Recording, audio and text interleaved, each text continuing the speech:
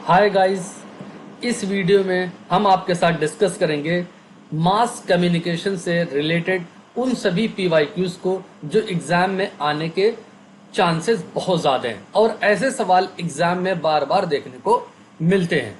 तो सबसे पहला सवाल हमारे सामने ये है, मास कम्युनिकेशन से रिलेटेड है, उसके कुछ एलिमेंट दिए गए हैं, उसको सीक्वेंस में आपको बताना है कि एलिमेंट जो हैं कौन कौन से सबसे पहले और कौन से सबसे आखिर में आएंगे। तो इसमें क्या है, सेंडर है या इनकोडर है, मैसेज, मीडियम, डिकोडर, फीडबैक। ये इस तरीके के एक जब मास कम्युनिकेशन होती है तो ये एक पूरा प्रोसेस चलता है, ये सारे एलिमेंट हैं। तो इसमें सबसे पहले सेंडर होता है या सोर्स होता है भाई, फिर उसके बाद मैसेज होगा तो किस मीडियम के थ्रू होगा, मीडियम जो होगा जब पहुंच जाएगा मैसेज रिसीवर के पास तो उसको डिकोड करेंगे, डिकोड करने के बाद फीडबैक देंगे। तो ये एक पूरा सीक्वेंस है, ऑप्शन ए इसका सही हो जाएगा। याद रखेंगे, एग्जाम में ऐसे सवाल बार बार देखने को मिलते हैं। नेक्स्ट क्वेश्चन को देखते हैं। नेक्स्ट क्वेश्चन में बताया गया कि एक मास जो हमारी कम्युनिकेशन होती है उसमें स्टोरिंग टेलिंग यानी स्टोरी जो है टेल की जाती है। कह रहे कि ये किस तरीके की परफॉर्मेंस है, मतलब आप स्टोरी किसी को बता रहे हैं तो कह रहे कि ये किस तरीके की परफॉर्मेंस को बता रही है। Social act, seasonal act, confrontationist act और या कॉरपोरेट एक्ट, किस तरीके की ये एक्ट है, परफॉर्मेंस है। याद रखेंगे ये एक तरीके का सोशल एक्ट है।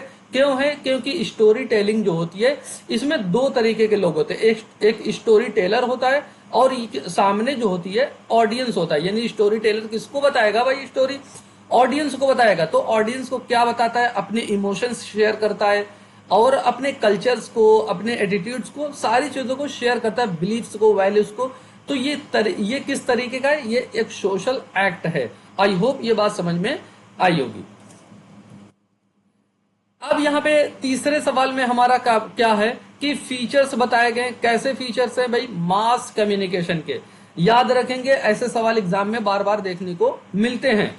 कह रहे कि मास कम्युनिकेशन के फीचर क्या है? फेस टू फेस, ये क्या मास कम्युनिकेशन का नहीं, ये हमारा जो है इंटरपर्सनल कम्युनिकेशन का फीचर है, तो ये हमारा नहीं होगा। प्राइवेट कम्युनिकेशन ये फीचर है, प्राइवेट ये फीचर हमारा नहीं है, क्योंकि प्राइवेट जो होता है, मास कम्युनिकेशन जो होता है पब्लिक होता है, ठीक है ना, प्राइवेट नहीं होता है। तो पब्लिक होगा, ये हमारा सही हो जाएगा। रैपिड होगा, मास कम्युनिकेशन में जो इंफॉर्मेशन होती है वो रैपिड होती है, बहुत तेजी से फैलती है, ठीक है ना, ये सही हो जाएगा। फ्रॉम अ प्रोफेशनल सोर्स, जो हमारी इंफॉर्मेशन डिलीवर होती है ऑडियंस के बाद वो प्रोफेशनल से डिलीवर होती है, मतलब वो ट्रेंड पहले से होते हैं।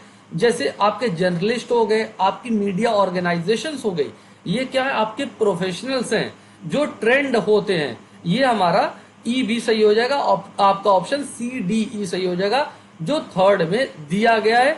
न फेस टू फेस होगा न प्राइवेट होगा, ठीक है। एग्जाम में ये बात याद रखेंगे, एग्जाम में पूछी जाती है। नेक्स्ट क्वेश्चन को देखते हैं। इसमें पूछा गया कि ट्रू आपसे पूछा है इन केस ऑफ ऑडियंस के बारे में फॉर एनालॉग मीडिया। दो तरीके की मीडिया होती है, एक एनालॉग होती है, एक डिजिटल मीडिया होती है। तो आपसे एनालॉग मीडिया के बारे में पूछा है। एनालॉग मतलब जो बेसिकली सिग्नल्स पे काम करती है। एनालॉग मीडिया में क्या आता है? टीवी आता है, रेडियो आता है, न्यूज़पेपर आता है, ये आपकी एनालॉग मीडिया है। डिजिटल मीडिया में क्या होता है? जो आपके सोशल मीडिया प्लेटफॉर्म्स हो गए, यूट्यूब हो गया, ये सब क्या है? डिजिटल मीडिया जो बाइनरी का यूज करती है, 0 से 1 के बीच में, ठीक है ना। अब देखते हैं एनालॉग मीडिया जिसमें टीवी, रेडियो, न्यूज़पेपर आते हैं। तो पर्सनली एड्रेसेबल, ये भाई आपकी एनालॉग मीडिया नहीं है। क्या टीवी, रेडियो, न्यूज़पेपर ये आपको पर्सनली एड्रेस करते हैं? नहीं करते हैं।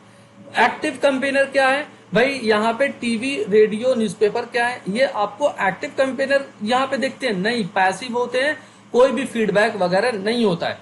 ऑडियंस लार्ज होती है, बिल्कुल सही है। हेट्रोजेनस होती है, उनके वो अलग अलग बैकग्राउंड से निकल के आते हैं। जो भी लिसनर होते हैं टीवी, रेडियो, न्यूज़पेपर के, जो पढ़ने वाले, देखने वाले होते हैं, वो क्या है? वो हेट्रोजेनस हैं, वो अलग अलग बैकग्राउंड उनका है, अलग कल्चर है, अलग वैल्यूज है उनकी। एनोनिमस होते हैं भाई, कोई एक दूसरे को नहीं जानता है, सब लोग अलग अलग होते हैं, कोई एक दूसरे को नहीं जानता है, इसको एनोनिमस बोलते हैं। सी डी ई सही हो जाएगा, ऑप्शन फोर्थ इसका सही हो जाएगा, ठीक है ना। नेक्स्ट क्वेश्चन को देखते हैं, बहुत अच्छे अच्छे सवाल हैं, एग्जाम में हाईएस्ट चांसेस हैं इस तरीके के सवालों को पूछने के। और हाँ, एक बात और, अगर आपने टेलीग्राम चैनल को ज्वाइन नहीं किया तो टेलीग्राम चैनल को ज्वाइन कर ले, डेली बेसिस पे पीवाईक्यूज वगैरह यहाँ पे हम प्रोवाइड कराते हैं, ठीक है ना। और इसके अलावा वीडियो अच्छी लगी तो वीडियो को लाइक जरूर करें स्टूडेंट्स। अब यहाँ पे पांचवा सवाल है हमारा, personal communication is more effective than mass communication. बिल्कुल सही है भाई, पर्सनल कम्युनिकेशन ज्यादा असर करती है मास कम्युनिकेशन के मुकाबले में, क्योंकि मास कम्युनिकेशन जो होती है पर्सनल नहीं होती है, कोई एक दूसरे को नहीं जानता है। लेकिन जब face to face personal communication होती है और एक दूसरे को जानते हैं तो ये मोर इफेक्टिव होती है, ज्यादा असर करती है। तो ये बात बिल्कुल सही है। मास कम्युनिकेशन में भी major stimulant of the personal communication हो सकती है। कैसे हो सकती है? अफेक्ट करती है पर्सनल एटीट्यूड्स को, बिहेवियर को through two step flow. Mass communication में एक थ्योरी है जिसको टू स्टेप फ्लो के नाम से जाना जाता है। ये क्या करती है कि ये दूसरे के बिहेवियर को, दूसरे के एटीट्यूड्स को अफेक्ट करती है, क्योंकि ये फेस टू फेस होती है। जो आपका ओपिनियन लीडर्स होता है वो यहाँ पे आपके डिसीजन को अफेक्ट करता है, याद रखेंगे, ठीक है ना भाई। मास कम्युनिकेशन से उसने इंफॉर्मेशन पाई जो आपका ओपिनियन लीडर्स होता है, फिर ओपिनियन लीडर्स आपको वही चीजें फिल्टर करके आपको चीजें बताता है, तो ये ज्यादा असर करता है। ये क्या है? टू स्टेप फ्लो थ्योरी कहती है, याद रखेंगे। ये बात भी बिल्कुल सही है, तो आपका ऑप्शन ए सही हो जाएगा। याद रखेंगे, सारे सवाल पीवाईक्यू से एग्जाम में बार बार पूछा जाता है। आप जो है पहले कमेंट में भी आंसर इसका कर सकते हैं। देखते हैं आपको कितनी बातें इसमें आती हैं। हमारा छठा सवाल है असिंक्रोनस मीडिया। ये दो तरीके की मीडिया होती है, असिंक्रोनस होती है, सिंक्रोनस होती है। असिंक्रोनस क्या होती है? जो एट द सेम टाइम नहीं होती है, जैसे आपका न्यूज़पेपर, आपकी बुक्स, आपकी मैगजीन, ये क्या है? आपकी असिंक्रोनस मीडिया है। एक बार छप गई, अब जो है ये आप जो है इसको पढ़ते रहेंगे जब आप अपनी मर्जी के हिसाब से। लेकिन सिंक्रोनस मीडिया जो होती है ये आप क्या करते हैं? एट द सेम टाइम होता है। मतलब टीवी चल रही है, अब उसी टाइम वो शोज आएगा तो उसी टाइम अगर देख लेंगे तो देख लेंगे, आगे आने वाले टाइम में वो खत्म हो जाएगा, याद रखेंगे। तो आपका टीवी, रेडियो, सिनेमा ये एट द सेम टाइम होते हैं, ये आपकी सिंक्रोनस मीडिया है। न्यूज़पेपर आपका जो है असिंक्रोनस मीडिया है, याद रखेंगे। एग्जाम में इस तरीके के सवाल पूछे गए हैं बार बार। नेक्स्ट क्वेश्चन को देखते हैं। नेक्स्ट क्वेश्चन हमारा है कि मेजर कैरेक्टरिस्टिक्स के बारे में पूछा गया है। डिजिटल मीडिया, हमने आपको डिजिटल मीडिया के बारे में बताया था। क्या आप इसका आंसर कमेंट में दे सकते हैं? जरूर बताएं इसका आंसर क्या है। डिजिटल मीडिया जो हमने आपको बताया था, जैसे सोशल मीडिया प्लेटफॉर्म्स हो गए, यूट्यूब्स हो गए, ये क्या है? आपके ओटीटी प्लेटफॉर्म्स हो गए, ये सब डिजिटल मीडिया में आते हैं। ये क्या है? आप इनको, ये इंटरैक्टिव होते हैं। बिल्कुल सही है। कैसे?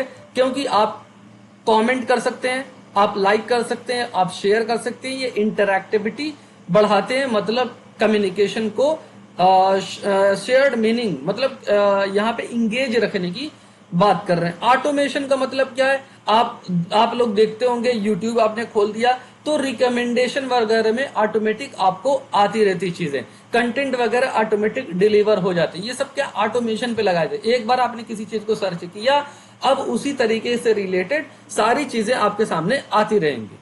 चीपर कॉस्ट है भाई, बहुत सस्ता होता है। एक बार आपने अपलोड कर दिया, अब बहुत बार अपलोड करने की जरूरत नहीं, ये मल्टीपल टाइम्स कई सालों तक ये चलता रहेगा।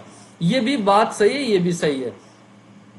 हायर कॉस्ट ये नहीं होता है भाई, ये लोअर कॉस्ट होता है। Not different from analogue technology, ये डिफरेंट है भाई, क्योंकि डिजिटल मीडिया, एनालॉग मीडिया अलग होती है। डिजिटल मीडिया जो होती है ये बाइनरी नंबर पे काम करती है, एनालॉग मीडिया आपके सिग्नल्स पे काम करती है। जैसे आपका रेडियो, टेलीविजन, या आपका क्या हो गया? न्यूज़पेपर, ये आपकी एनालॉग मीडिया है। सॉरी, रेडियो, टेलीविजन ये आपकी एनालॉग मीडिया है। ये डिजिटल मीडिया जो होती है ये आपकी टीवी, ये आपका डिजिटल मीडियम में सोशल मीडिया प्लेटफॉर्म वगैरह आते हैं, तो ये बिल्कुल अलग है, होती है इसमें दिया अलग नहीं होती, तो ये भी गलत हो जाएगा, आपका ए बी सी बन जाएगा, ऑप्शन ए बन जाएगा।